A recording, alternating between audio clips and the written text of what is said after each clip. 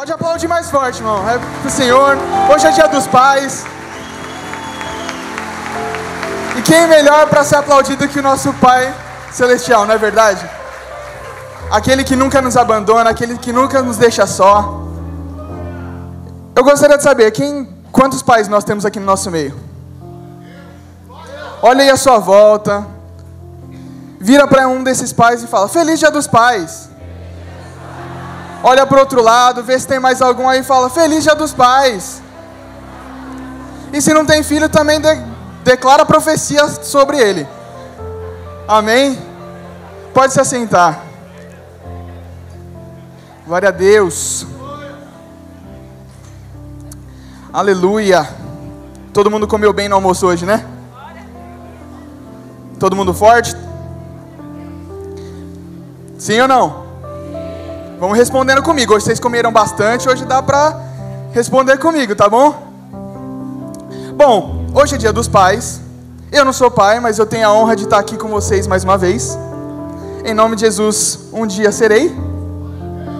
Mas eu tenho um pai e isso já está valendo, não é verdade? Já posso falar sobre os pais porque eu tenho um pai. E aí, hoje eu quero colocar como tema da palavra: eu, pai de multidões. Então fala comigo: eu, pai de multidões. Fala de eu, pai de multidões. Provavelmente você já sabe de quem a gente vai estar falando hoje, não é verdade? De quem vai ser? Abraão. Ninguém melhor para se falar de pai de multidões do que o próprio Abraão, que foi chamado. O nome dele significa isso, não é verdade? Então abra suas Bíblias comigo em Gênesis capítulo 12. Gênesis capítulo 12. A gente vai começar lá no versículo 1. Vai dando glória a Deus conforme vai achando aí. Aleluia. Achou? Dá uma glória a Deus aí, irmão. Amém. Então deixa aberto aí. Vou dar uma introdução para você de quem era esse cara. Bom, o nome dele na época era Abrão. Abrão era um cara bem estruturado, tinha família. Ele era descendente de Sem, que era filho de Noé. O nome do pai dele era Terá. E eles moravam na cidade de Ur. Fala comigo, Ur. Ur era uma cidade bem estruturada. Era uma cidade muito bem desenvolvida. Era uma cidade que eles já tinham desenvolvido escrita, já tinham desenvolvido alguns conceitos médicos na época. A gente está falando de milhares de anos antes de Cristo. Além disso, eles já tinham canalizado água para deixar todo o jardim bonitinho. Então, na época, Ur era uma cidade top. Era uma cidade super desenvolvida. Era um conceito na época. E lá estava Abrão, casado com Sarai. E aí, ele está lá, ele está bem estabelecido, ele tem dinheiro. A cidade era uma cidade muito politeísta, tinham vários tipos de deuses. E aí, com isso, a família de Abrão fazia dinheiro vendendo imagens, vendendo estátuas, vendendo santinhos. E aí, com isso, ele estava bem estabelecido, não é verdade? Uma cidade boa, ele com bastante dinheiro, tudo tranquilo. Mas eu acho engraçado como Deus gosta de mudar a história totalmente, né? Ele fala: nossa, tá muito de boa, tá muito tranquilo. Esse cara podia estar mais perto de mim, então vamos fazer um negócio bem diferente com ele. E aí, Deus fala para ele, chega para ele, e aí a gente começa a ler lá em Gênesis capítulo 12. E aí, do capítulo 12 ao capítulo 25 de Gênesis, fala sobre a história de Abrão. Todo mundo conhece mais ou menos a história de Abrão? Bom, Abrão era um cara que tinha aliança com Deus, não é verdade? Não é verdade?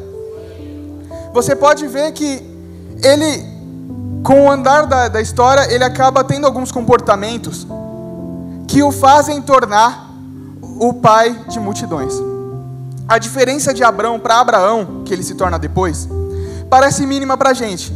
Mas no hebraico, Abrão vem da palavra Abram, que significa grande pai, ou antepassado famoso. E aí você vê que ele e a esposa dele não podiam ter filhos porque a esposa era estéril. E é engraçado o cara ser chamado de grande pai, Mas Deus ainda gosta de fazer um negócio mais diferente. E aí mais pra frente ele vai acabar mudando o nome de Abrão para Abraão. Abraão vem da palavra Avraham, que significa pai de multidões. O cara já tinha o nome de grande pai, só que ele não tinha nenhum filho. Deus fala, bom, uma promessa você já tem, mas eu vou te prometer mais ainda. Para ser mais impossível ainda, eu vou fazer o diferente com você. E aí 4 comportamentos que Abraão teve que fez ele se tornar um pai de multidões. E se você seguir, você vai se tornar um pai de multidões, amém? Então vamos lá para o nosso primeiro comportamento, que é ser apaixonado por Deus. Fala comigo, ser apaixonado. Então vamos lá para Gênesis capítulo 12, versículo 1. Todo mundo achou? Dá uma glória a Deus aí, irmão. Vai acordando o irmão que está do seu lado aí, meio dormindo por causa que comeu muito, está fazendo digestão ainda. Versículo 1.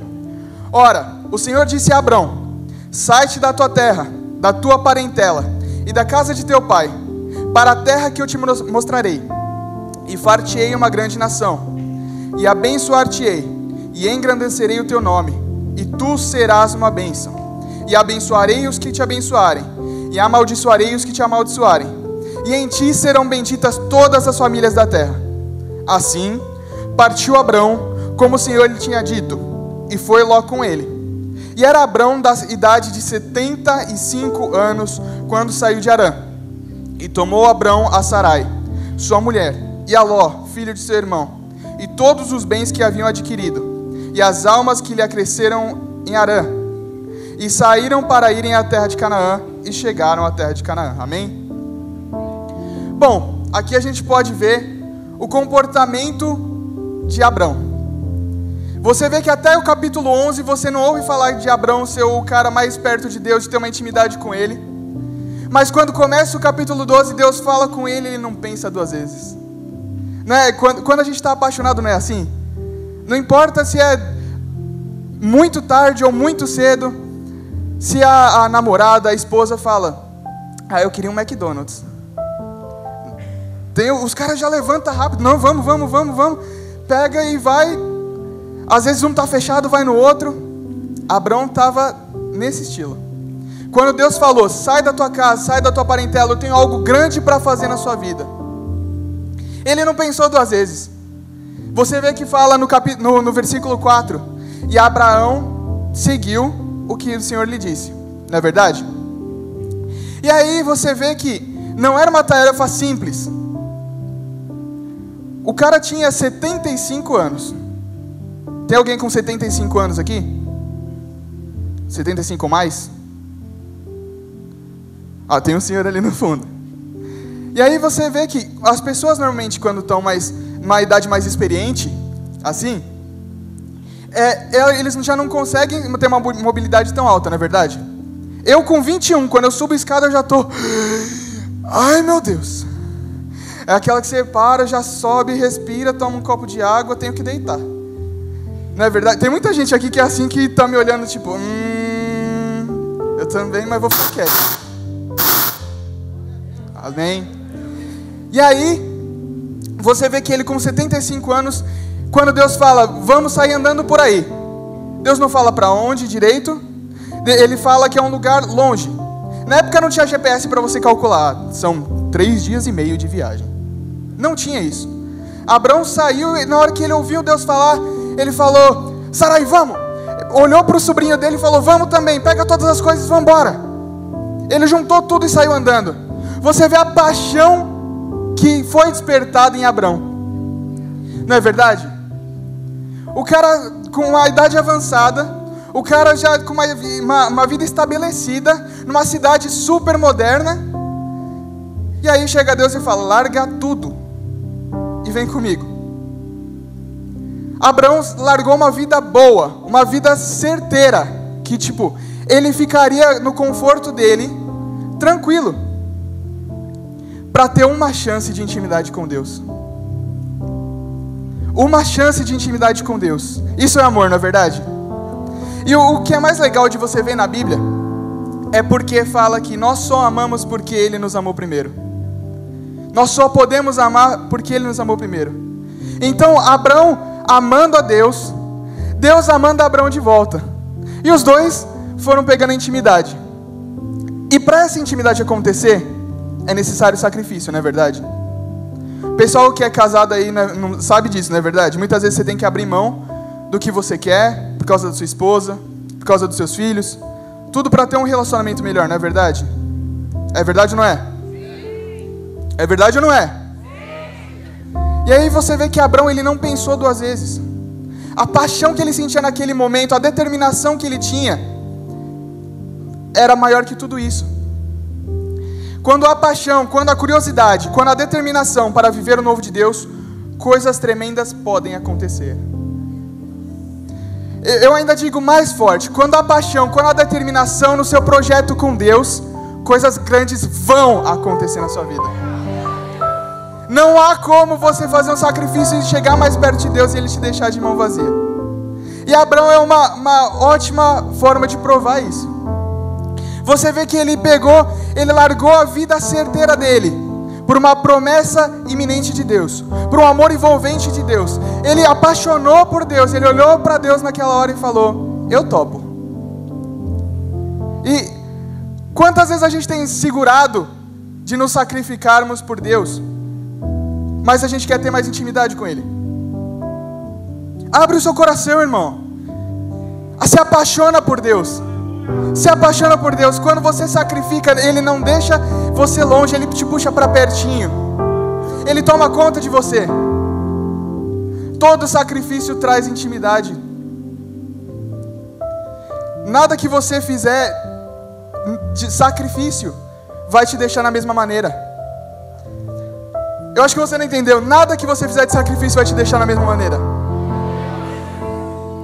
Abraão assumiu uma mudança radical para conhecer e viver a promessa que ouviu de Deus. A paixão por Deus naquela hora era tão grande que ele falou: eu sacrifico tudo que eu tenho, só para seguir em intimidade com Ele. E olha, eu não sei vocês, mas Abraão acertou na escolha, não é verdade? Eu concordo com isso.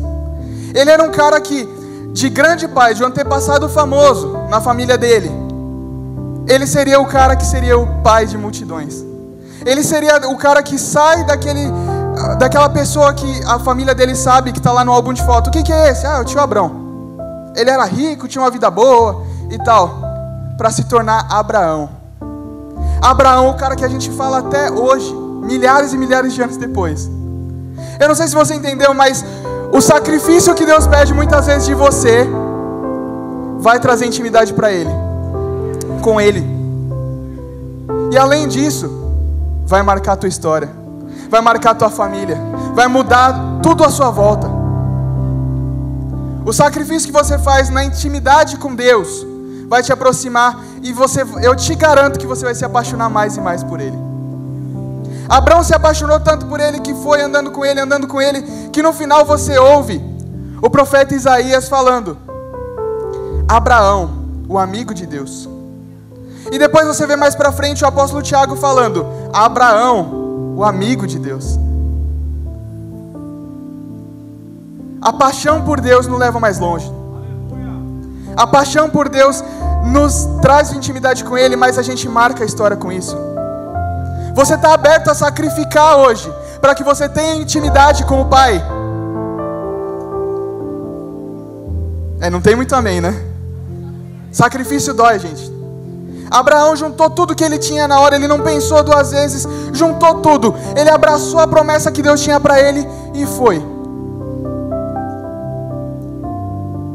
O sacrifício que você está fazendo agora, o sacrifício que você está passando agora, vai trazer intimidade para você, vai trazer transformação na sua família, na sua casa, no seu trabalho, na sua escola. Por onde você passar, você vai ser marcado. Aquele ali é o amigo de Deus, aquele ali é quem Deus ama, aquele ali é aquele cara que é apaixonado por Deus. Glória a Deus!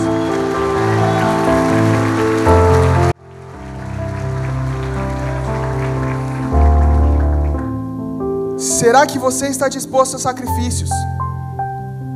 A impetuosidade para viver as promessas de Deus na sua vida? Abraão não voltou em nenhum momento. Em nenhum momento. E esse negócio de sacrificar para viver em relacionamento mais próximo, eu tenho entendido um pouco melhor agora. Eu tô namorando faz 2 anos, com aquela menina linda ali. Depois vocês dão um hello pra ela, que ela é americana. E eu já comecei a perceber que muitas vezes você tem que fazer um sacrifício. Mas o que aquilo acarreta no seu relacionamento é muito bom, não é verdade? O momento que você tem de intimidade com a pessoa, o momento que você aumenta o relacionamento com a pessoa, você fica mais feliz, não é verdade? E aí eu vejo, por exemplo, o Fernando. O Fernando tá aí? Fê, vem aqui. Ele se casou faz 1 ano e pouquinho. Palmas pro Fernando, em nome de Jesus.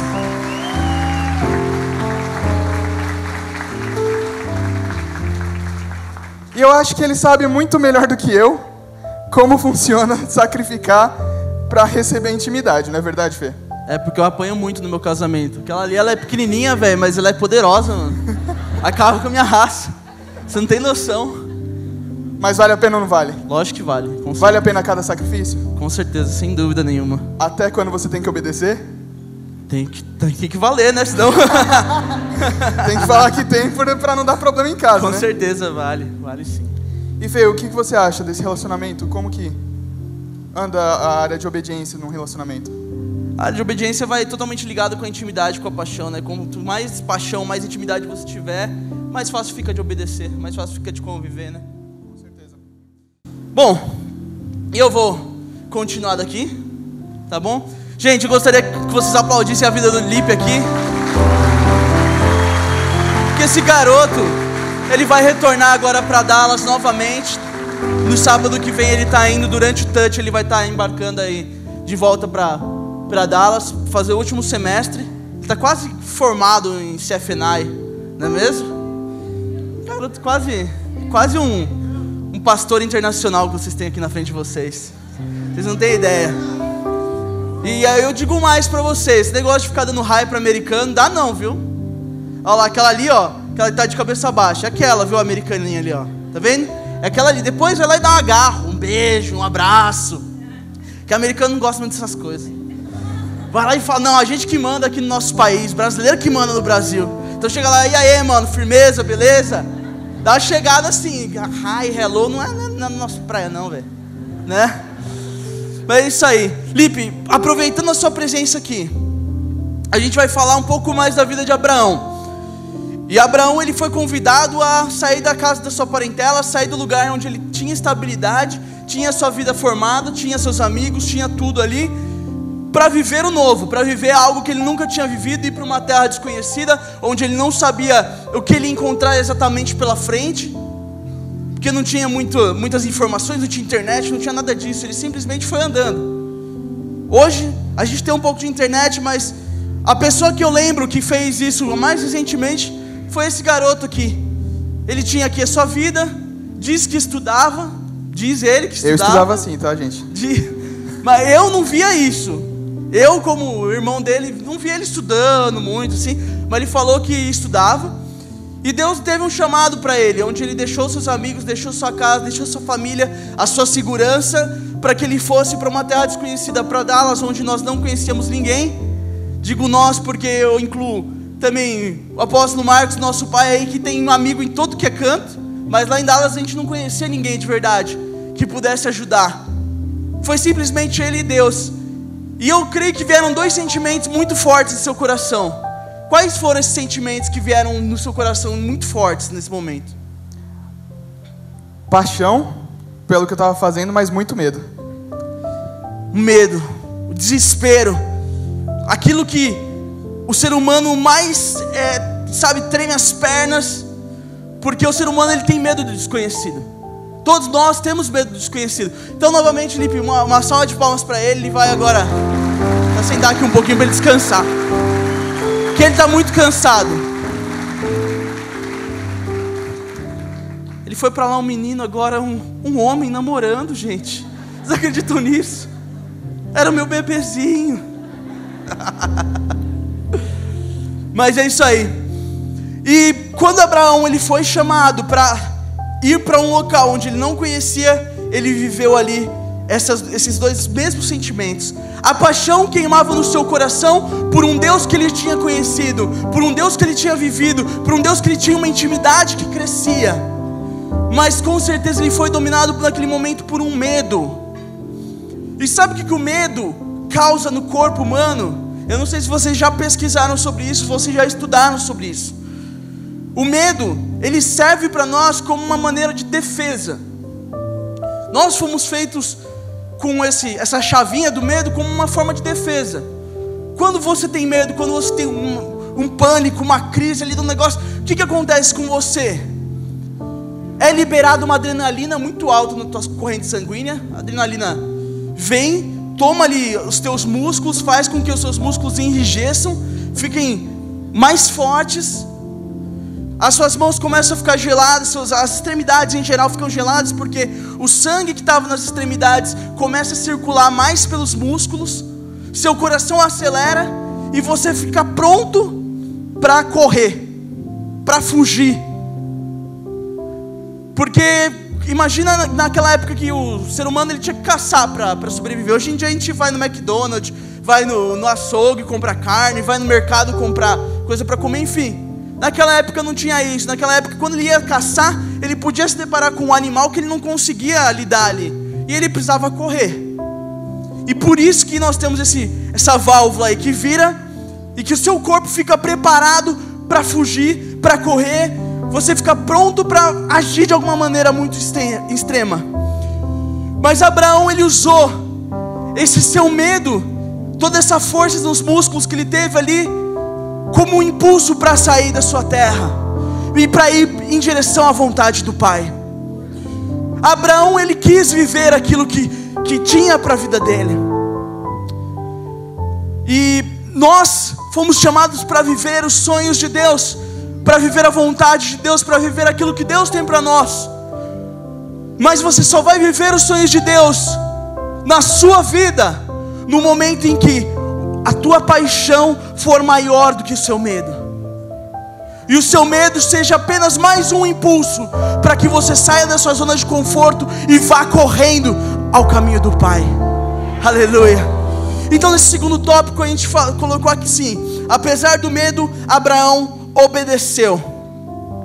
Isso está em Gênesis 12, do 8 ao 20. A gente vai continuar o trecho que o Lipe estava pregando aí já. Então vamos lá, versículo 8. E moveu-se dali para a montanha do lado oriental de Betel, e armou a sua tenda, tendo Betel ao ocidente e Ai ao oriente, e edificou ali um altar ao Senhor, e invocou o nome do Senhor. Depois caminhou Abraão dali, seguindo ainda para o lado do sul, e havia fome naquela terra, e desceu Abraão ao Egito, para peregrinar ali, porquanto a fome era grande na terra. E aconteceu que, chegando ele para entrar no Egito, disse a Sarai sua mulher: ora, bem sei que és mulher formosa à vista. E será que quando os egípcios te virem dirão: esta é a tua mulher? E matar-me-ão a mim e a ti, te guardarão em vida. Dize, peço-te, que és minha irmã, para que me vá bem por sua causa, e que viva a minha alma por amor de ti. E aconteceu que, entrando Abraão no Egito, viram os egípcios a sua mulher, que era muito formosa, e viram os príncipes de Faraó, e gabaram-na diante de Faraó. E foi a mulher tomada para a casa de Faraó, e fez bem a Abrão por amor dela. E ele teve ovelhas, vacas, jumentos, servos e servas, jumentas e camelos. Feriu, porém, o Senhor a Faraó e a sua casa com grandes pragas, por causa de Sarai, mulher de Abrão. Então chamou Faraó a Abrão e disse: que é isso que me fizeste? Por que não me disseste que ela era tua mulher? Por que disseste: é minha irmã? Por isso eu tomei por minha mulher. Agora, pois, eis aqui tua mulher, toma e vai-te. E Faraó deu ordens aos seus homens a respeito dele, e acompanharam-no, a ele e a sua mulher, e a tudo o que tinha. Amém? Bom, vamos simplificar um pouquinho essa palavra, né? Abrão, ele recebeu um chamado, como o Felipe já falou aqui, para sair da sua terra, da casa da sua parentela, e ele recolheu todas essas coisinhas ali, tudo aquilo que ele tinha, mulher, boi, vaca, filho, e até o sobrinho dele enfiou no conjunto e foram. Abrão, ele era de uma família muito rica, por ele se tratar de uma família de fabricantes de santinho, vamos falar de estatuetas, né? E onde ele morava era muito comum, muito convencional a compra dessas estatuetas, porque eles adoravam a isso. Então era algo que dava muito dinheiro. Abraão tinha muitas posses, tinha muitas coisas, como rebanhos de ovelhas e muitos pastores. E quando eles começaram a andar, ele estava lá, mas o sobrinho dele estava junto, que era Ló. E começaram a brigar, os pastores de Ló com os pastores de Abrão. E essa briga, ele falou: mano, não vai dar certo, não vai dar certo. Tem muita gente aqui, muita gente dando ordem, vamos ter que separar. E como bom tio que Abrão era, chegou para Ló, seu sobrinho, e falou: filho, seguinte, a gente vai separar, porque não está dando. Tem dois lados aqui. Um lado é verde, tem campinas, é muito bonito, parece que, nossa, o que você plantar ali vai colher.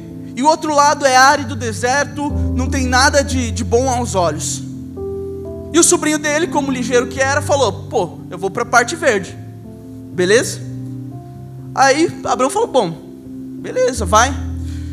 E ele deixou isso simplesmente porque ele tinha uma confiança enorme no Deus que ele estava servindo e naquilo que, aquela promessa que tinha sido feita por Deus na vida dele. E ele pega ali e vai em direção ao Egito, onde era tudo deserto, onde não tinha, né, muita coisa. E antes de mais nada ele para ali e fala: meu, eu vou entregar algo ao Senhor. Porque quando nós entregamos algo no altar do Senhor, um sacrifício ao Pai, Ele pode tomar as nossas vidas e nos guiar, nos cuidar. Naquele momento ele estava se sujeitando à vontade do Pai e dizendo: Senhor, a minha vida é Tua e todos os meus passos daqui para frente estão embaixo de Ti. Tanto é que diz aqui na palavra que ele chama ao Senhor para que esteja junto com ele. Ou seja, ele fala: eu vou para qualquer canto, para onde o Senhor mandar, mas desde que o Senhor esteja comigo. Porque ele sabia que com esse Pai que ele estava com ele, onde quer que ele fosse, ali ele prosperaria, ali ele seria grande. E aí continua a história, ele chega lá e vê fome, porque ele já via que aquele lugar era árido, era um lugar difícil. E, ele poderia estar reclamando, ele poderia estar xingando, poderia estar falando: poxa, eu tinha tudo na minha casa, e eu saí da minha casa para vir para um lugar totalmente árido e deserto. Mas não, o desejo dele foi de sacrifício, foi de montar um altar e adorar a Deus. E quem tem esse tipo de desejo, mesmo na pior dificuldade, montar um altar para o Senhor, pode ter certeza que o Senhor vai estar tomando a sua vida e cuidando das suas coisas. E quando Deus cuida, mano, você pode ficar tranquilo, não vai dar nada errado.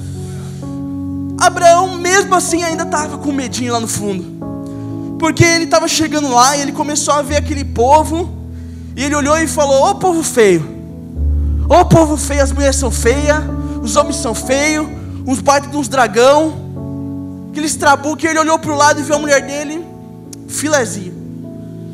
Falou: nossa, meu Deus, e agora o que eu vou fazer? Essa gatinha, esse pitelzinho aqui do meu lado tá aqui comigo, e o que eu faço? Eu vou chegar lá, os caras vão me matar e vão tomar ela para eles. Ferrou. Eu não sei o que eu faço. E Abraão chega para ela e fala: Sarai, dá uma força aí, me ajuda aí, finge que você é minha irmã, vamos fingir que você é minha irmã e vamos ver o que dá. Ele montou um plano ali, mas foi um plano pela metade, porque eu creio que ele não queria simplesmente largar a mulher dele no palácio de Faraó e pronto, acabou. Ele simplesmente queria sobreviver. E quando eles entraram ali na cidade, e os príncipes do Faraó, aqueles que moravam no palácio, viram a mulher de Abraão, falaram: ô, chegou carne nova aí, chegou um filézão aí para nós. Correram lá no Faraó e falaram: olha, chegou uma moça aí que acho que o senhor vai se interessar, viu, Faraó? O Faraó falou: então beleza, então traz aí. E ele olhou e falou: pô, bacana, legal, deixa ela aí para conhecer o pessoal, vamos ver o que dá aí, né? E para ele agradar Abrão, que achava que era irmão, né? Começou a dar jumenta, servo, tudo mais. Foi dando coisa, presente para Abrão, e foi deixando ele bem na fita ali. E quando Abrão foi recebendo aquilo lá, Ele sabia que, ele precisava fazer alguma coisa, mas o que queria fazer para retomar sua mulher? Ele ia invadir o palácio, fazer alguma coisa? Ele não precisou pensar em nada disso, porque havia um Deus que cuidava dele. Havia um Deus que pensava em toda a guarda dele, em tudo aquilo que precisava ser feito. E esse Deus simplesmente castigou o faraó ali com uma praga que o faraó falou: caramba, o que está acontecendo? Por que está acontecendo isso? E ele falou: putz, quando entrou essa mulher aqui, foi quando começou a debandar o negócio, e ela chegou e começou a causar tudo aqui. Então é ela. E ele descobriu que aquela mulher era a mulher de Abraão, não uma irmã. E ele fala: ô Abraão, pelo amor de Deus, cara, você tá louco, velho? Você veio aqui falar que é sua irmã. Vai embora daqui agora, pelo amor de Deus. Pega essa mulher, pega todos os presentes que eu te dei, some daqui. Mas não vai sozinho não, guarda, se acompanha, porque se acontecer algo com esse homem, o que esse Deus vai fazer comigo? Se ele tocasse em Abraão, a partir daquele momento ele via que se ele tocasse, ele fizesse qualquer coisa com Abraão, o Deus que estava sobre a vida de Abraão era forte demais para que ele se metesse. Então ele preferiu dar tudo para Abraão e ainda protegê-lo e dar um local para que Abraão ficasse seguro, simplesmente porque o Deus que estava com Abraão era grande demais. Isso é maravilhoso quando a gente consegue entender que o Senhor pode vir em nossa defesa se nós nos entregarmos a Ele. Isso me faz lembrar de uma história da minha infância. Quando eu era pequeno, e não vale falar para mim: ah, você ainda é pequeno, tá? Isso não é justo. Tem água de coco aqui, você viu? Eu tô muito chique, nunca preguei com água de coco, peraí. Nossa, parece que tô na praia, um sol, uma água de coco. Bom, e eu quando era pequeno eu estudava aqui no SESI. E eu entrei na 5ª série, e lá no SESI a gente era separado em 2 blocos, vamos dizer assim, a escola. Da 5ª à 8ª era de manhã, que estudava, e do 1º ao 4º era à tarde, alguma coisa do tipo. E quando eu entrei na 5ª série, eu cheguei lá como menor, né, dentro do pessoal, porque eu era um dos mais novos. Eu sempre fui pequeno, né, em comparação com os outros. E na época eu ainda era magro. Então o pessoal olhava e não dava muita coisa não. Mas eu sempre fui muito encrenqueirinho, sabe? Quando eu era pequeno. Era meio terrível, era uma criança muito ativa, muito agitada. E eu lembro que os meninos mais velhos vinham para tirar sarro, para vir aqui, e eu já falava: eu tenho um irmão na 8ª série. Você quer mexer comigo? Eu tenho um irmão na 8ª série. Tudo bem que meu irmão era aquele ursinho carinhoso ali, o pastor Henrique, né? Que não ia me ajudar tanto assim numa briga, né? Mas pô, ele era da 8ª série. E ele tinha muitos amigos. Então eu sabia que mesmo eu não sendo nada ali, mesmo eu sendo pequeno, eu enchia meu peito e ficava andando lá, porque eu sabia que tinha quem me defendesse. Não importava o que eu fizesse, ia ter alguém por mim. Ia ter alguém por trás de mim que tinha muito mais força que eu e que podia muito mais que eu. Você tem alguém que é muito mais, muito mais, muito mais que você, e que é por você todos os dias, e que é pela sua família, é pela tua casa, é pelos teus bens, é por você, em onde você pisar, onde você andar, o que você falar, Ele é por você. E esse é o Deus Todo-Poderoso que nós servimos e que temos como Pai nesse Dia dos Pais maravilhoso. Aleluia. Eu queria chamar meu ursinho carinhoso favorito aqui para continuar.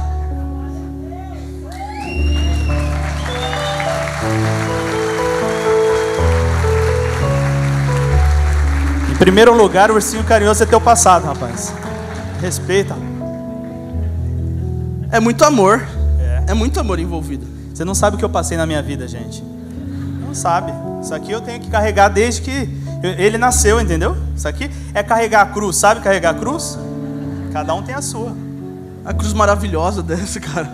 Você tem cara de pau de falar uma coisa dessa. Vocês viram que a coisa vai melhorando, né? Porque primeiro, né, começou o Lipe ali, que é mais novinho, né? Não tem filhos ainda. É um garoto, né, que ainda tá no deserto ali, passando pela prova, né? Aí já veio eu, que já cheguei na terra prometida, 1 ano de casado, com aquela gata loira ali, olha que coisa maravilhosa. E por enquanto eu só tenho o Bruce pra cuidar, né? Que é o cachorrinho lá, que ele é bem louco, por sinal. Ele é a cara do pai, você não tem noção. Verdade, devo concordar. Ele é bem maravilhoso, por isso que é a cara do pai. E agora vem esse homem maravilhoso que 10 anos de casado, 2 filhas aí.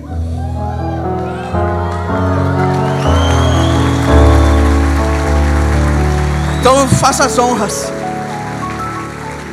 Isso aí não tem juízo nenhum, gente. Nenhum. Nunca teve. E pelo jeito não vai ter, não. Não tem muito jeito.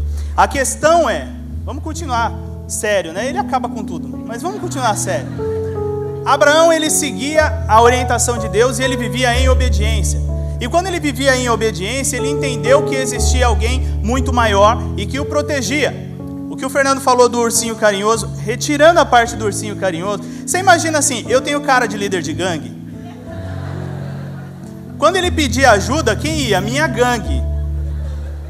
Você acha que ia rolar, se precisasse de verdade, ia rolar alguma coisa? Não ia rolar nada, mas a gente ia tocando terror, entendeu? Levanta o rosto, enche o peito, chega, qual é que é? Só que com Deus é diferente, e Abraão entendeu isso. Abraão entendeu que com Deus era uma cobertura muito melhor do que um irmão mais velho, muito melhor do que um pai, muito melhor do que qualquer situação que pudesse armá-lo para vencer alguma situação.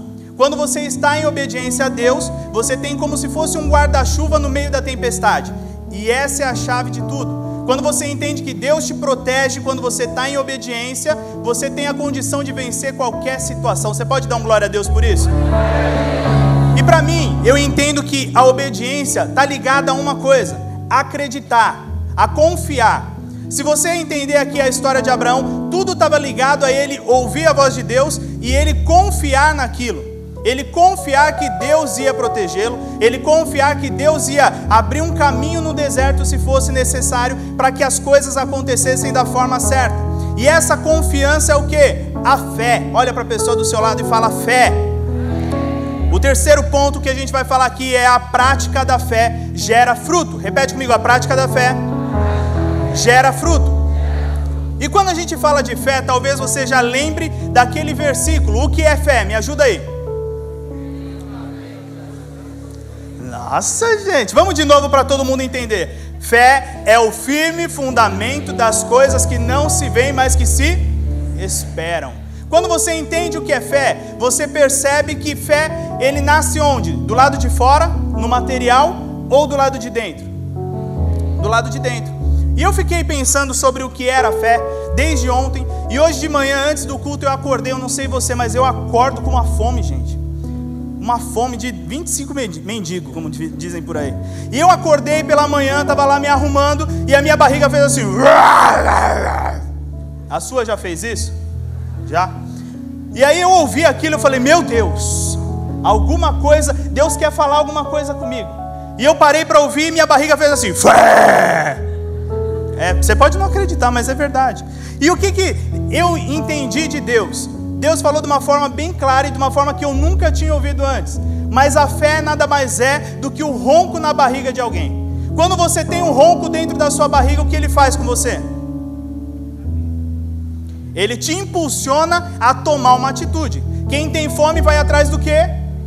Comida. Quando você tem fé dentro de você, é como se fosse aquele barulho de fome que está dentro da sua barriga e que te impulsiona a arrumar qualquer coisa para colocar para dentro, para amenizar. Seja um pãozinho duro, seja qualquer salgadinho que você achar, mas você vai procurar alguma coisa para suprir aquela necessidade. Quando você tem fé, a fé te impulsiona a viver algo real, a materializar aquilo que antes não era natural, não era tocável, vamos colocar assim, se é que existe essa palavra. Aquilo que existe dentro de você te empurra a viver algo maior. Olha para a pessoa do seu lado e fala, fé é gerada dentro e te impulsiona a viver algo fora.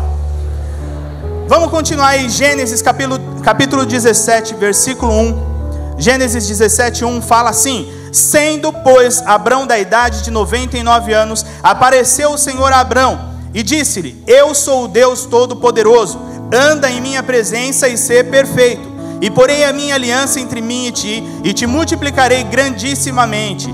Então caiu Abrão sobre o seu rosto, e falou Deus com ele, dizendo: quanto a mim, eis a minha aliança contigo, serás o pai de muitas nações, e não se chamará mais o teu nome Abrão, mas Abraão será o teu nome, porque por pai de muitas nações te tenho posto. Versículo 15: disse Deus mais a Abraão: a Sarai tua mulher não chamarás mais pelo nome de Sarai, mas Sara será o seu nome, porque eu a hei de abençoar, e te darei dela um filho, e a abençoarei, e será mãe das nações, reis de povos sairão dela. Então caiu Abraão sobre o seu rosto, e riu-se, e disse no seu coração: a um homem de 100 anos há de nascer um filho, e dará à luz Sara da idade de 90 anos.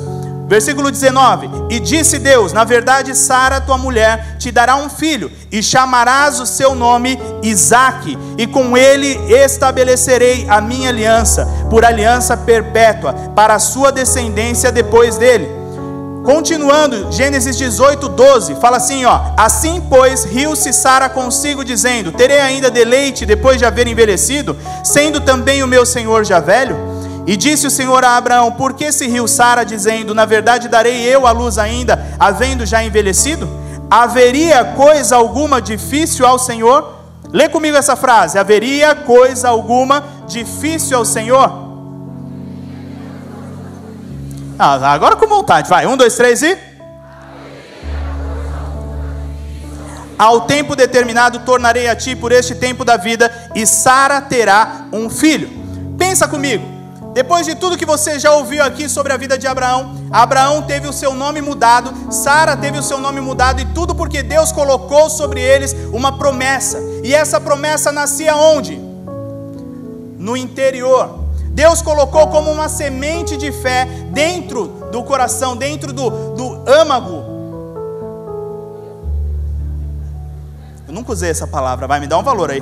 Âmago, dentro do âmago dele. E por quê? Porque Deus lançou essa palavra como uma semente colocada para frutificar. O que isso quer dizer? Quando aquela semente caiu dentro do coração de Abraão, Abraão teve que regar aquela semente todos os dias. Pensa comigo, ele recebeu uma promessa, e a promessa não se materializou de uma hora para outra. Deus falou para ele que ele teria um filho, mas não foi de uma hora para outra que nasceu o filho. Quantos meses uma mulher fica grávida? No mínimo, 9 meses ele teria que esperar. Mas eu digo para você que ele não esperou 9 meses, mas ele esperou muitos e muitos anos. Agora pensa comigo, ele recebeu uma semente de fé, e para aquilo acontecer, ele teve que manter aquela fé viva dentro dele. Por quê? Se você recebe uma semente e simplesmente joga na sua gaveta, ela nunca vai frutificar. Talvez você hoje esteja aqui, conheça a história de Abraão, conheça quem é Deus na sua vida, mas você recebeu uma palavra de fé, colocou dentro da semente, da gaveta, e fechou a gaveta, não usou aquela semente. E o que aconteceu? Você não gerou frutos. E é aí que está a questão. Quando nós não usamos a semente para gerar frutos, quando nós não usamos a fé para gerar frutos, aquela semente de fé não serve para nada. Abraão entendeu isso, e ele usou tudo o que ele tinha com forças para viver esse sobrenatural, para gerar frutos. E o que ele teve que fazer? Ele viveu em obediência a Deus? Sim. Mas se você pegou a história desde o princípio, ele continuou vivendo apaixonado. Repete comigo, apaixonado. Depois disso, ele teve que ouvir a voz de Deus e viver em obediência. Fala comigo, obediência. E essa obediência era o quê? Era um passo a mais no relacionamento dele com Deus. Para a gente não é assim? Você começa se apaixonando por alguém. Quem aqui já se apaixonou? Aí se você não levantar a mão do lado da mulher aí. Ai. Se você não se apaixonou, eu vou te dizer como é. Do nada, você vê a pessoa passando e o seu coração começa... E aí você fala, meu Deus, existe alguma coisa em mim que me diz que eu não sei viver sem essa pessoa. Isso é se apaixonar. Agora, quando você se apaixona por alguém, você quer o quê? Ficar perto dessa pessoa. E aí você um dia decide casar com essa pessoa. Quem aqui já chegou na terra prometida, como disse o Fernando? Dá um glória a Deus aí. Vale o glória a Deus.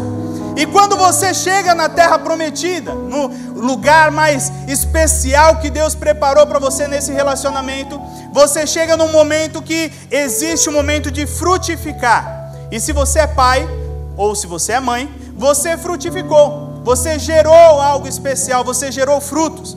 E eu digo para você que quando eu gerei as minhas 2 filhas, porque não foi só minha esposa que gerou, ela carregou e eu engordei. Então, geramos juntos, foi compactuando isso. E quando nós geramos juntos as nossas filhas, para a mulher eu sempre digo que é mais fácil, porque a mulher, ela carrega dentro dela e ela sente as coisas acontecendo. Sim ou não, mulherada? Com 2 semanas, ela já está na frente do espelho, falando, ai, como eu estou barriguda, nossa, tudo mudou. Eu estou mais enjoada, eu estou menos enjoada, eu estou com mais fome, eu estou com menos fome, eu quero dormir mais, eu quero acordar mais cedo, eu estou mais feliz, eu estou mais brava. Alguma coisa mudou. É ou não é, maridos? Alguma coisa muda. Para o bem ou para o mal, muda. Agora a questão é que para o homem, qual é o nosso papel nessa história? Eu ficava olhando minha esposa na frente do espelho, não via diferença, a barriga para mim ainda não tinha crescido. E ela falava, não é? Eu, Concordo e acena. E aí depois ela falava, olha só, eu estou sentindo um negócio diferente, parece que está mexendo. Eu falava, isso é o quê? Fé. Porque você não está vendo nada acontecer. Você acredita naquilo e você acha que um dia vai sair daquela barriga alguma coisa que você não sabe nem o que é direito. E foi o que aconteceu comigo. Quando chegou o dia da Manu nascer, me colocaram numa sala, um monte de gente com o rosto tampado lá, um monte de médicos, aquela situação, e falaram, daqui você vai sair com a sua bebê no colo. E eu falei, meu Deus, e agora? O que significa isso? E quando eu vi lá, saiu, nasceu, me deram no colo, eu falei, meu Deus, aquilo que era fé, que era uma coisa completamente inimaginável, se tornou real, se tornou materializada. Isso nada mais é do que pegar algo e transformar em um fruto. Aquele momento eu estava vendo o meu fruto se materializando nas minhas mãos. E você como pai, mesmo você como mãe, qual é o sentimento que é gerado quando você pega o seu bebê pela primeira vez? É assim? Sem palavras? Sem palavras. Mas isso vale não só para o mundo material. Talvez hoje você pense assim, eu não sou pai no mundo físico ainda, eu não tenho filhos fisicamente, mas se você cuida de alguém, você tem gerado vidas espiritualmente. Se você está lá na sua célula orando por ela, colocando a sua fé em ação e crendo que sua célula vai multiplicar, você está pegando a fé, colocando ela no solo e crendo que vai gerar frutos, e é isso que é importante. Você crê nisso? A questão toda é que a frutificação depende da sua fé. Mesmo no mundo físico, se você quiser colher uma maçã, o que você vai ter que fazer? Primeiro você vai ter que pegar a semente, colocar na terra e acreditar, ter fé de que ela vai gerar uma árvore. Você não vai ver acontecer naquele momento. E é por isso que muitas vezes nós perdemos o tempo das coisas. Nós não acreditamos, nós não colocamos a nossa fé em ação, nós não colocamos a nossa fé em Deus para ver as coisas acontecerem e para ver o fruto se tornando real. E eu digo que toda essa caminhada de Abraão nos leva a refletir sobre uma coisa: a semente já está colocada nas nossas mãos.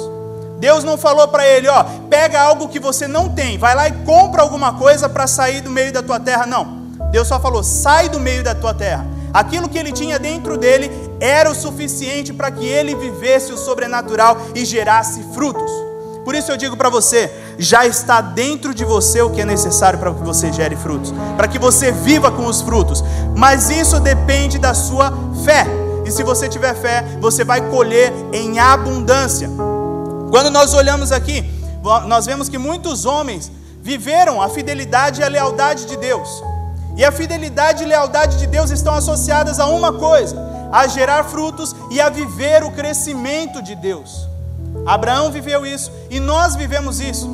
Talvez hoje você esteja aqui meio sem entender qual é o princípio que Deus tem na tua vida, qual é o chamado que existe em você. Mas se Deus já liberou uma palavra profética sobre a tua vida, se Ele já pôs uma promessa sobre você, essa promessa tem que viver, tem que sobreviver dentro de você. Você tem que manter essa promessa viva, para que ela seja a fé que vai gerar frutos dentro de você, e você vai colher em abundância. Você crê nisso? Dê um glória a Deus. Você teve aqui a oportunidade, o privilégio de ver os 3 filhos sardinhas ministrando seguidos aqui. Você pode dar um glória a Deus por isso? Mas, eu sei o que você está pensando agora. Você está pensando como pode o filho mais velho ser tão bonito e os outros serem tão feios. Eu sei que você está pensando nisso. Por isso a gente vai perguntar para o nosso apóstolo, o pai espiritual. Então eu quero que você fale comigo: papai, papai, papai, papai, mais alto. Aleluia. Essa pergunta é complicada. Pai que é pai não aponta filho, né? Mas eu sou o mais bonito, vai, pode falar. O que nós temos que entender, que o pastor Henrique está salientando, quando nós colocamos esse tema, né? Eu, pai de multidões, talvez as pessoas falam assim: nossa, mas foi assim. Não foi assim. Quando ele saiu da terra dele, da onde ele estava, em Gênesis 12, ele tinha 75 anos. Quando foi a promessa do filho, ele tinha 100. Mas depois disso ainda aconteceram muitas coisas. Se ele não tivesse paixão no coração, se ele não amasse a Deus de uma forma especial, como ele ia viver tudo isso? Ele ia parar no meio do caminho e não ia viver os milagres que Deus prometeu para ele. Se consegue assimilar que não é um momento, não é um comportamento, não é um quebra-galho. Tem gente que quebra galho. Ah, vamos até lá, vamos fazer. Não é assim. O pastor Henrique começou a comentar aqui alguns trechos, dizendo, né, que veio a palavra e ele tinha que ia frutificar, mas tinha 100 anos, Sara tinha 90, e de repente você vai andando. E como é que é essa expectativa de alguém que já não tem mais, a mulher não tem mais o fluxo, não acontece, mas vem uma palavra, diz que ela riu, né? E ela riu por desespero. Com certeza. Por desespero. Porque na verdade, quantas vezes você teve medo e você ria e as pessoas falavam: como é que esse miserável está rindo? No meio de uma loucura dessa ele está rindo. Você não estava rindo simplesmente de achar que tudo ia dar certo, mas você não sabia mesmo o que fazer. Você tinha a expectativa, mas não tinha ainda a certeza. Mas você falou: a única coisa que eu posso fazer é rir. E até o próprio anjo ali perguntou, falou para ela, né? Por que você está rindo? Como? Você está alegria, está desconfiando, não está confiando? O que está acontecendo? Mas essa é a verdade. Quando nós falamos eu, pai de multidões, começa a ter uma transformação desde o princípio. Desde o começo você começa a ser mudado, preparado, estabelecido. E só vai acontecer alguma coisa se você não parar. Sabe, eu tenho um irmão, ele foi para o Japão e ficou lá 8 anos. E quando ele foi, ele falou assim: eu vou até lá porque eu vou preparar dinheiro para mim comprar uma casa, para mim me aposentar, e quando eu voltar eu vou estar aposentado assim, assim, assim, assim. A gente olhou para ele e falou: esse cara não trabalhava nem aqui. O hábito dele era, ele era vendedor, mas ele acordava tarde, se tivesse alguma coisa diferente ele viajava, ele não levava tão a sério. E aí nós começamos a... Obrigado, filho. Como é que você começa a olhar para isso? Espera aí, ele aqui não tinha horário, ele não cumpria horário, ele não levava tão a sério. Mas quando chegou lá, ele falou: eu tenho um propósito, eu tenho um objetivo, eu quero realizar. Então o que ele fez? Ele arrumou um emprego lá das 6 da manhã às 14, e o outro das 14h30 às 22h30. Epa, alguém que não conseguia trabalhar bem aqui um turno, e olha lá, nem meio turno, estava lá com 2 turnos. Mas quando ele voltou, ele tinha casa, ele já tinha a aposentadoria dessas que faz por fora. E aí você fala: o que aconteceu? Ele acreditou mesmo quando não existia. Mas quantas pessoas foram, viajaram, voltaram e fizeram isso e não alcançaram o objetivo? Porque quando você entra naquilo que foi falado aqui, na fé, entra na visão, entra no propósito, entra no objetivo, você se estabelece, você se firma. Não é um ato, é uma vida, é um pensamento, é um projeto. Você não muda tudo por uma única causa. Você se estabelece dia após dia. Quando você acorda cedo, todos os dias, o que é que você faz? Se prepara. Como é que você faz? Você estuda. Como é que você anda? De que maneira? Você joga dinheiro pela janela? Você guarda o dinheiro? O que é que você vai fazendo? E isso vai mudando a tua estrutura e vai te dando o quê? Crescimento, fortalecimento, preparo. Abraão teve isso. Ele saiu do meio da sua parentela? Saiu. Era um lugar cômodo? Era, mas agora ele não está mais na comodidade. Ele estava na determinação. Por quê? Porque ele se apaixonou pelo projeto de Deus. E quando ele se apaixonou pelo projeto de Deus, ele perseverou. Como disse, houve uma tremenda fome. Ele estava lá, foi lá, participou numa terra que não era a terra dele, com pessoas que não eram as pessoas dele. Teve um problema, mas ele não parou, com medo, mas ele continuou. Não era a situação que roubava ele, ele sabia qual era o objetivo, ele tinha determinação para o propósito. Aí, então, a cada passo que ele foi dando, ele foi firmando o seu propósito, o seu objetivo. Ele sabia a fonte que transformava a vida dele, Deus. Então ele sabia que ele não poderia perder a intimidade com Deus. Por isso foi falado aqui, quando houve a separação dos pastores dele com os pastores do sobrinho dele, ele não temeu. Mas por que ele não temeu? Porque ele sabia que quem garantia ele era Deus. Ou seja, o propósito dele continuava sendo o mesmo, não perder a visão daquilo que Deus tinha dito a ele. Quando ele vai ter esse filho novamente, mas depois de ter o filho, acho que você se lembra disso. Quando você vai lá no capítulo 22, que fala que Deus pediu o quê? O seu filho. Quem? Isaac. Ele diz, o seu filho, o seu único filho. Ele não falou, pega o filho da escrava, o Ismael, traz aqui para a gente matar. Não falou isso. Ele falou, você pega o seu filho, Isaac, traz ele, o seu único filho, e traz aqui, porque nós vamos sacrificar. Abraão poderia falar, não, eu não tenho tanto para chegar nesse estágio, para alcançar. Não, irmão, ele não lutou tanto para chegar nesse estágio. Ele estava lutando, e a vida dele foi um trabalho constante, um objetivo constante, um propósito constante, para não sair da presença de Deus. Havia sobre ele um legado, havia sobre ele um projeto, havia sobre ele uma realização. E agora chega um momento novamente de dificuldade. Deus pede para ele aquilo que ele achava que era o milagre da vida dele, mas ele confia por quê? Porque ele conhece a Deus. Quem conhece a Deus sabe quais são os princípios, sabe que Deus jamais prejudica alguém, sabe que Deus tem uma vontade, um desejo de colocar prosperidade, saúde, realização, poder, autoridade, vitória na vida daqueles que são seus.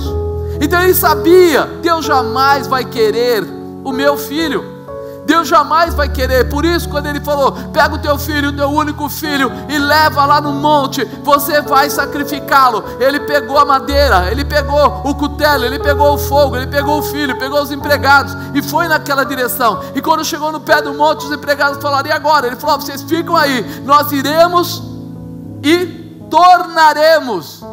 Peraí, ele ouviu a palavra, era para ele fazer o quê? Sacrificar. Ele falou assim, conheço Deus, sei quem é Deus. Será que você conhece Deus? Porque quem conhece a Deus fica reclamando o tempo todo. Quem conhece a Deus está toda hora, mas não é possível, hein? Eu sabia que não ia dar certo, eu sabia que ia me perseguir, eu sabia que não sei o que lá. Você sabe tanto e não sabe nada. Porque quem conhece a Deus sabe quem é Deus, sabe como Deus age, sabe como Deus revela, sabe como Deus realiza, sabe como Deus transforma, sabe como Deus opera. E é isso que tem que estar no coração, como esteve no dele. Ele foi para a situação mais difícil que poderia ser na vida de alguém, e ele foi lá e colocou a madeira. E o filho dele perguntou, pai, onde está o cordeiro? Ele falou assim, filho, cordeiro é você mesmo, a gente vai matar você, tá legal? Ele falou isso? Não. Ele falou para ele, Deus proverá. Ele já colocou Deus numa situação delicada.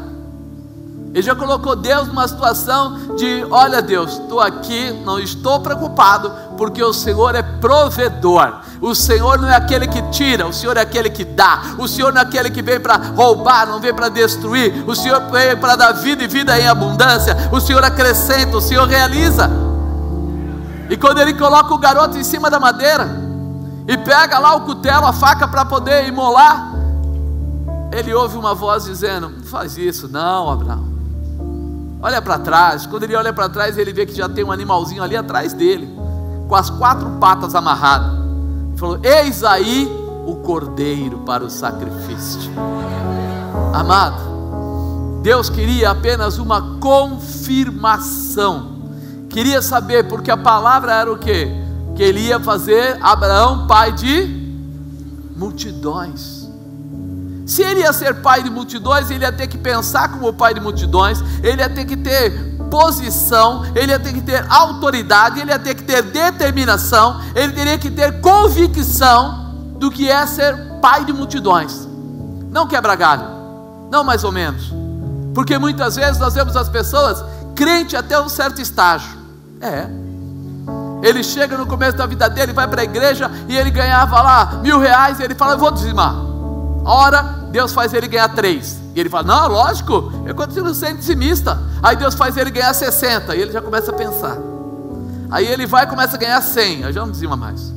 Não, você sabe que é muito dinheiro, 10% de 100, para entregar para uma igreja, entregar para um pastor, para alguém. Aí já vai mudando o enfoque. Antes ele era primiciante, agora ele preocupa. Antes ele fazia ofertas alçadas, agora ele tem medo, porque é muito recurso. Deus queria olhar para Abraão e poder dizer: você verdadeiramente é pai de multidões. Talvez você diga: como alguém pode ser pai de multidões tendo um filho?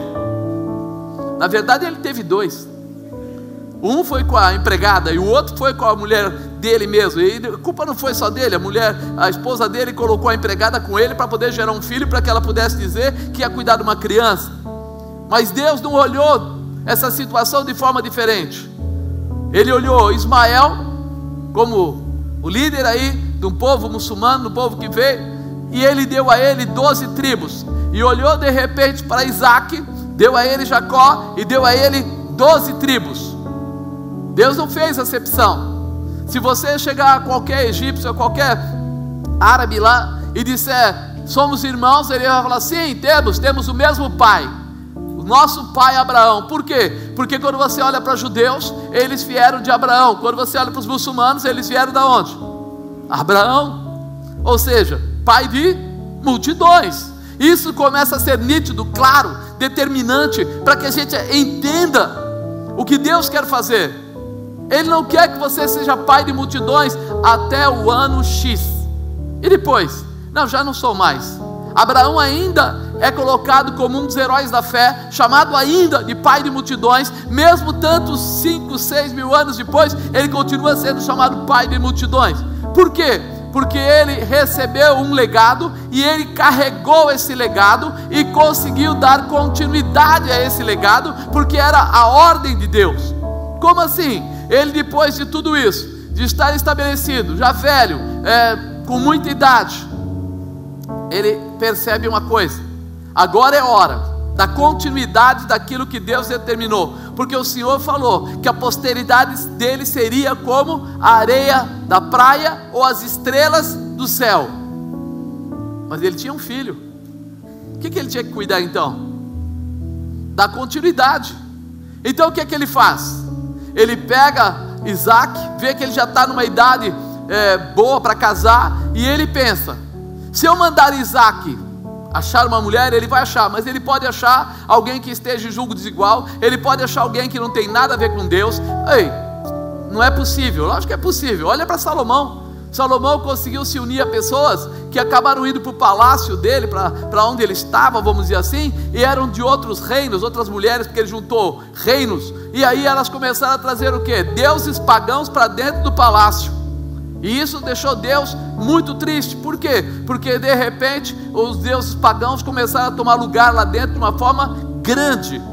E aí você começa a perceber que Abraão tinha uma visão correta. Ele falou: não, chamou o mais velho dos liderados dele e deu a ele uma responsabilidade. Falou para ele: você vai sair daqui, vai até a região onde tem a minha família e vai procurar lá uma mulher da minha família para que possa casar com ele. E fez ali um juramento, colocou a mão desse amigo embaixo da coxa dele, que era um sinal na época, e fizeram ali um juramento combinado. Então ele iria, acharia, traria, mas ele falou uma coisa muito importante: não permita que o meu filho volte para lá. Não permita que o meu filho volte para lá. Quando eu estava lendo essa palavra, isso me marcou muito, né? Guarda-te, está no versículo 6 do capítulo 24, guarda-te que não faças lá tornar o meu filho. Ou seja, eu não quero quebrar o projeto de Deus. Ei, há um legado, há uma posição. Talvez a gente não perceba isso, porque é nossa responsabilidade cuidar da nossa família, é nossa responsabilidade cuidar dos nossos discípulos, é nossa responsabilidade ensinar as pessoas que estão debaixo da nossa tutela.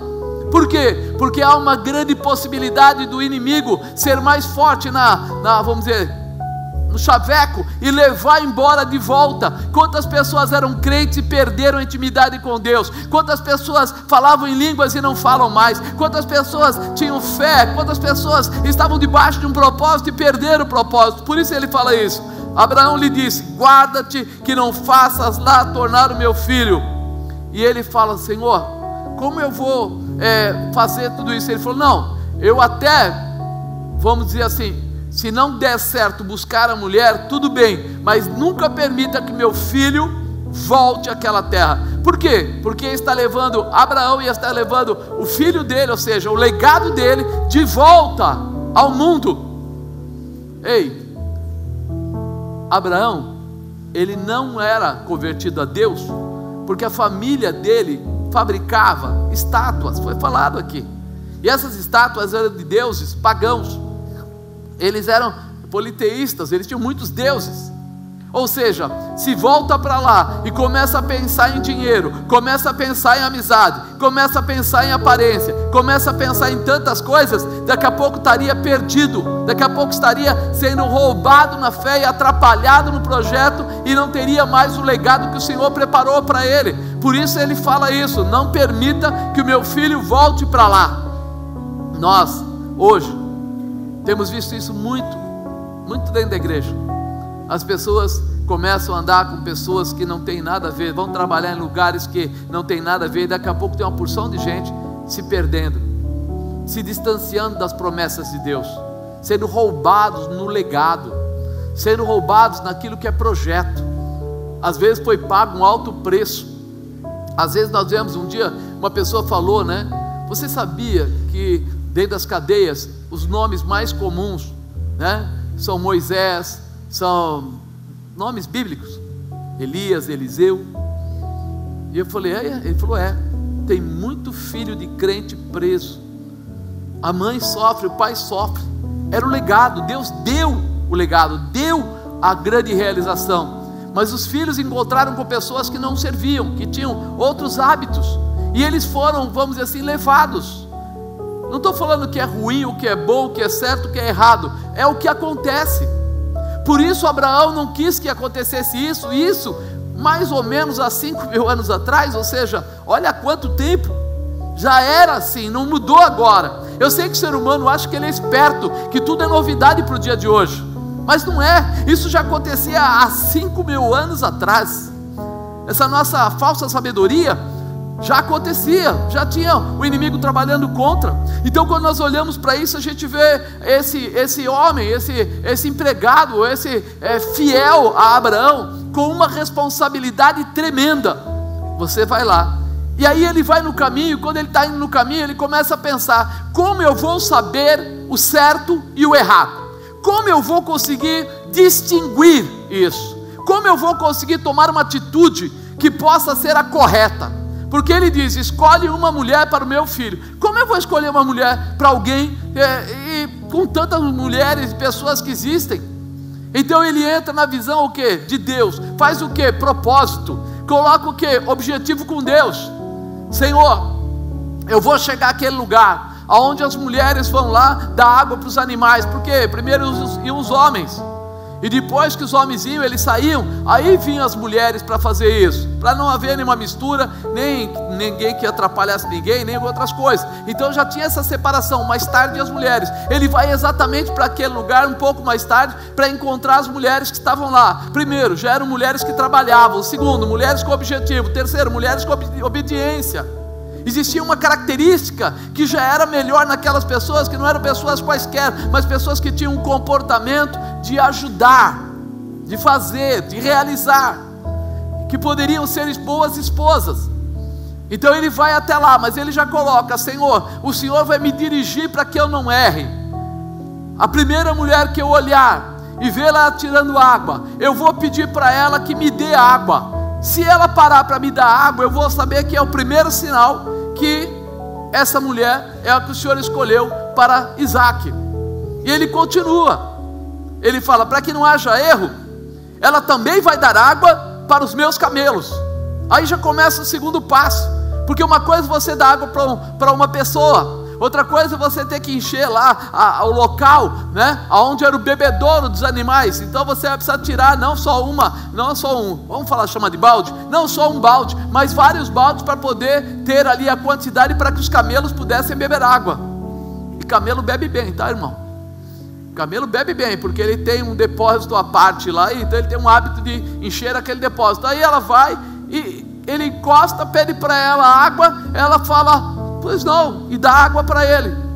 Aí ele comenta com ela, ela fala: não, também darei água aos teus camelos. Ele falou: glória a Deus, chegou a hora. Mas você que é crente, você que hoje é tão sábio, tão inteligente, tão cheio do poder de Deus, por que tem tomado tantas atitudes em conta própria e não tem levado a Deus para que Ele dê a direção para você, para que Ele mostre o caminho para você, para que Ele dê a você não só um objetivo momentâneo, mas uma vida estruturada para um futuro? Sabe o que a gente faz?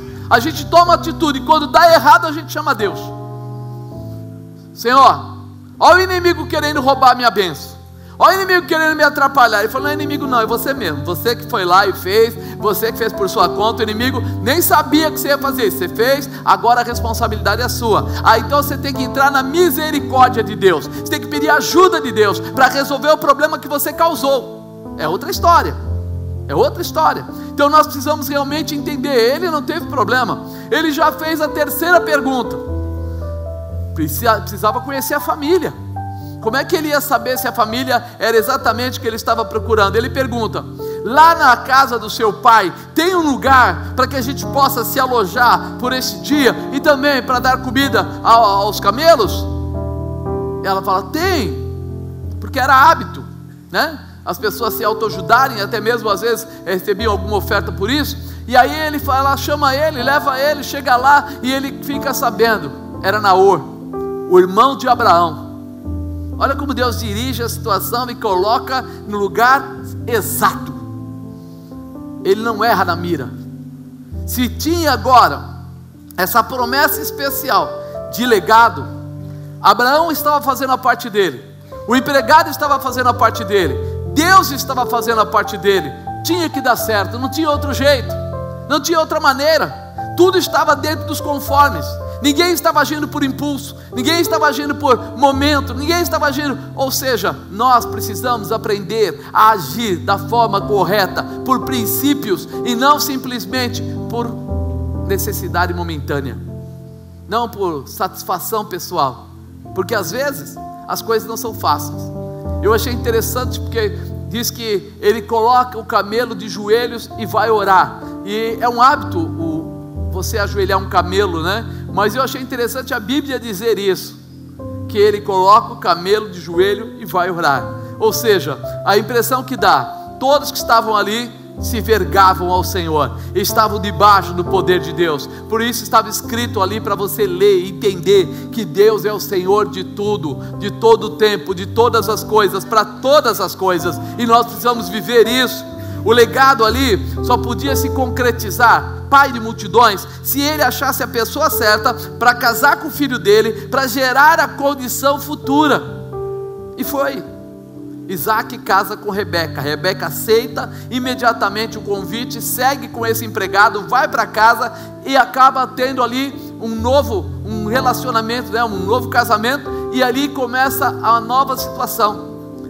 Por incrível que pareça, Rebeca também tinha dificuldade de ter filhos, levou 40 anos orando, mas teve gêmeos. Sabe por quê? Inseminação do céu.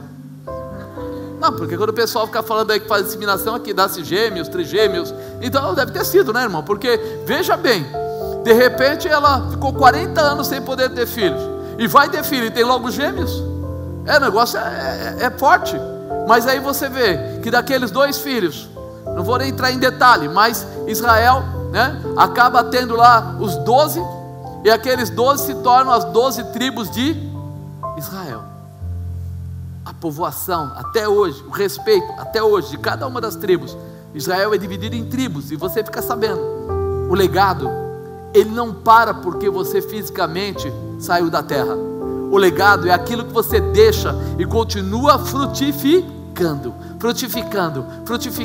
Talvez hoje você esteja aqui e esteja angustiado, porque o seu legado foi parado no caminho, porque alguma coisa aconteceu, e aquilo que era projeto de Deus para você foi tolhido, foi brecado, foi atrapalhado. Olha, você foi chamado para ser bênção e para ser um abençoador. Você foi chamado para ser cabeça, você foi chamado para gerar, você foi chamado para realizar. Você é, como o pastor Henrique disse, é mais do que pai de um filho em casa, porque se Abraão olhasse e falasse assim: poxa, um filho só, eu vou ficar paparicando aquele filho, vou ficar lambendo aquele filho, vou ficar fazendo comidinha para aquele filho. Não, foi multiplicado.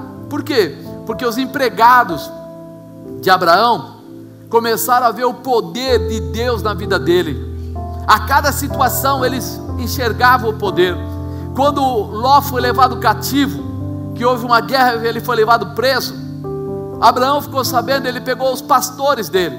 Ele tinha 318 pastores, ele não tinha soldado, não tinha guerreiro, ele tinha pastores, mas ele pegou os 318, foi lá e venceu os 5 reis e trouxe tudo de volta. E os 4 reis que perderam a guerra ficaram abobalhados de ver como é que pode. Ele não tinha exército, ele não tinha estrutura bélica, ele não estava preparado para isso, mas ele tinha Deus, e como ele estava debaixo da palavra de Deus, eles foram lá e venceram. Por isso aqueles pastores, aquelas famílias começaram a aprender com Abraão o que é servir a um Deus verdadeiro. Começou a gerar, começou a dar o quê? Continuidade ao legado dos filhos físicos, não, daqueles também que eram colocados, que foram projetados ali no meio, que foram estabelecidos ali no meio. É por isso que quando o Senhor Deus coloca uma aliança com Moisés, ele fala que deveria cortar o prepúcio, mas ele não fala só dos filhos, os filhos até o 8º dia, mas ele fala: se você tiver empregado, se você tiver parentes que não eram de lá, se você tiver amigos ou pessoas que vieram morar na sua casa e a partir de agora são sua responsabilidade, todos eles devem fazer a aliança de sangue, porque enquanto estão fora não tem o legado que veio de Deus, que veio de Abraão. Mas quando faz essa aliança, então eles passavam a fazer parte da visão que era determinada. O legado não acaba.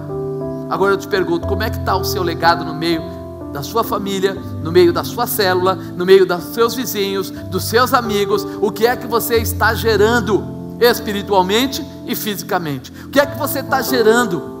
Quantas pessoas estão sendo transformadas através de você?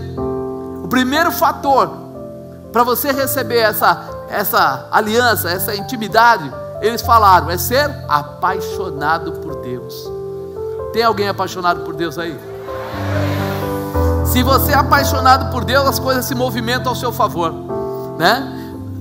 Segundo, eles falaram o quê? Apesar do medo, obedecer. Ou seja, nada pode atrapalhar a tua obediência aos princípios de Deus. Os princípios dele são aquilo que nos regem, que nos dão direção. O medo, o tempo, a hora, a condição financeira, sabe, essas situações que são periféricas, que rodam à nossa volta, elas não têm nada a ver com a nossa paixão por Deus. A nossa paixão por Deus cresce e se desenvolve à medida que nós entendemos. E a obediência está ligado à quantidade, né? A densidade da paixão que você tem por Deus. Terceiro, que eles falaram, que a prática da fé gera fruto. O milagre está posto para você. Não importa a sua idade, não importa, mas eu sou pobre, mas eu não sei direito, eu não estudei. A prática da fé gera fruto. Qual fruto? O que for necessário. A Bíblia diz: aquilo que você semear, isto também você colherá. Então nós começamos a andar na gratidão, na certeza, na paixão ao Senhor. Nós começamos a andar numa determinação de obediência, e nós começamos a gerar, a trazer frutos. E aí tudo isso, porque nós resumimos o máximo para caber num culto, mas juntando tudo isso, você ostenta sobre você um legado. Apóstolo, mas já deu tudo errado. Apóstolo, eu tinha uma empresa, já faliu. Eu tinha um sonho, já caiu. Eu estava bem, mas agora eu estou enfermo. Irmão, lembra do seguinte: tem um legado que começou, e nós podemos fazer o quê? Restaurar o legado. Restaurar não quer dizer que você vai mudar o legado. Restaurar quer dizer que você vai unir novamente o legado. Vai restaurar é colocar de volta na direção que tudo começou. A promessa existe. Você lembra quando Abraão foi lá, levou a mulher dele para não morrer? Foi falado aqui que ela era um pitel, né? E para ele não morrer e tal. Deus olhou para aquilo e viu assim: ele é obediente, ele está indo na direção, ele não está reclamando, ele não está aqui, né, achando motivos para cair fora. Ele está no meio de uma dificuldade tremenda. Eu resolvo a vida dele, eu restauro, eu vou restaurar o legado dele, vou restaurar. Pegou lá e fez o quê? Colocou enfermidade lá naquele faraó, colocou problemas lá de saúde na casa dele, e o homem consegue perceber. Foram lá ver e perceberam: aquela é a esposa dele. Ele não matou Abraão, foi falado aqui, porque ele reconheceu o poder que estava sobre Abraão. Ele podia ter falado: você enganou um faraó, você tem que morrer, não tem a saída. Agora ele preferiu fazer o quê? Pega as suas coisas, inclusive as que eu te dei, e leva tudo. Por quê? Porque ele reconheceu que Abraão era um cara legal? Que ele achou que Abraão foi mais esperto que ele? Ou porque ele olhou para Deus e falou assim: o Deus dele é poderoso, pode todas as coisas, é melhor deixar esse homem embora em paz. Deus estava restaurando o legado de Abraão, para dar continuidade à promessa. Aonde os teus olhos alcançarem, eu vou te dar. Aonde você percorrer a terra, será seu. Será como a areia da praia, como as estrelas do céu. Esse será o seu povo. Ou seja, não há lugar que não possa ser seu, e não há número de pessoas que não possam fazer parte do seu legado. Tudo pertence a você. Quando você ouve isso, não dá um arrepio dentro de você? Quantas coisas deram errado na sua vida? Cutuca o irmão do lado e fala: quantas coisas deram errado na sua vida? Saíram diferente da sua vontade. É interessante, porque nós achamos assim: está indo para um lado que não é o melhor, então não é de Deus. Não, tem alguma coisa errada aqui, não é de Deus. Mas a gente esquece de ver se nós não saímos do projeto de Deus, porque é isso que é o problema. Não é dar errado. Paulo, ele tomou surra de vara, Paulo foi apedrejado, mas ele continuou. Sabe por quê? Porque ele entendeu que ele estava no caminho de Deus, por isso ele não mudou. Mas ele apanhou, doeu, foi preso, mas em momento algum ele parou, e em todo o tempo Deus ajudou ele. Por quê? Porque apesar da dificuldade, ele estava no caminho certo. Quando você tem um legado, não importa a dificuldade, não saia do princípio, não saia do caminho, não saia da intimidade, porque Deus vai trazer de volta e vai restituir aquilo que te pertence. Mas se você saiu fora do caminho, corre, meu irmão, se reponha, se recomponha, se restabeleça, volta para a presença do Senhor, para que Ele possa restabelecer o legado, dar a você o que é necessário. Abraão terminou com muitos dias de vida, terminou com uma grande prosperidade, terminou com um filho na velhice dele, terminou vendo o filho dele casar e poder realmente dar continuidade. E quando fala de Isaac, diz que ele foi muito próspero.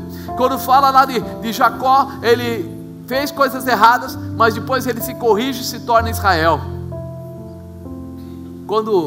Só para lembrar, parênteses, quando Jacó fugiu da casa dele, ele foi lá para o tio dele, Labão, voltou para a terra, aonde o avô dele, Isaac, Abraão, não deixou Isaac voltar. Ele falou: não deixa o meu filho voltar para lá. Quando Jacó sai e volta para lá, o que aconteceu com ele? Ele ficou 20 anos como o quê? Escravo. Ele ficou trabalhando para o tio Labão 20 anos. Ele ficou 7 para ficar com a primeira moça e acabou sendo dado para ele a outra filha. Mais 7 para poder casar com o que ele queria. E depois mais 6 trabalhando e mudando o salário dele todas as vezes. 20 anos ele ficou sofrendo porque ele estava no lugar errado. Não volta para o caminho anterior. Não volta para o teu passado, porque você vira escravo. Era isso que Abraão estava dizendo, não deixar Isaac voltar para trás, porque se volta atrás, perde tudo aquilo que Deus tinha proporcionado a ele. Hoje, eu quero dizer para você, que nós resumimos essa história de Abraão, mas você percebe que não acaba. Quando parece que ele está já no fim da vida e deu certo, legal, acabou, não acabou. Agora é hora de transferir o legado, é hora de entregar o bastão para o outro corredor. Agora é o seu filho que vai ser abençoado, ou de repente é o seu filho do seu filho. A manifestação da glória de Deus, meu irmão, não acabou. 5.000 anos atrás a gente ouvia falar, começou lá em Noé, foi passando Abraão, foi passando Isaac, foi passando Jacó, Esaú e Jacó, foi passando de repente José, e foi andando Moisés, e foi vindo. E hoje é você que carrega o legado do Senhor, é você que tem a manifestação do poder de Deus sobre a sua vida. E o que é que você está fazendo com aquilo que você recebeu? Você recebeu a Jesus? Então você recebeu um legado. Ide, fazei discípulos. E agora? O que você está fazendo com isso? Um por vez. Todo mundo junto é difícil responder. O que você está fazendo com aquilo que você recebeu, santo? O que você está fazendo? Nós queremos que Deus mude a nossa casa, nós queremos que Deus prospere o nosso trabalho, nós queremos, só que nós não queremos obedecer os princípios. Quando você quebra princípio, você paralisa o legado. Você não deixa Ele dar continuidade, porque Ele está com você e quer dar a você tudo que você precisa. Mas diz que nós somos salvos pela graça. Eu não estou falando de salvação, porque realmente Jesus Cristo pagou o preço dos seus pecados na cruz. Quando você reconhece que é pecador, quando você reconhece, então você está perdoado dos seus pecados. Quando você não reconhece, você vai continuar fazendo a mesma coisa, não vai adiantar nada. Mas depois que você recebeu a salvação, ou você acha que tudo para nesse...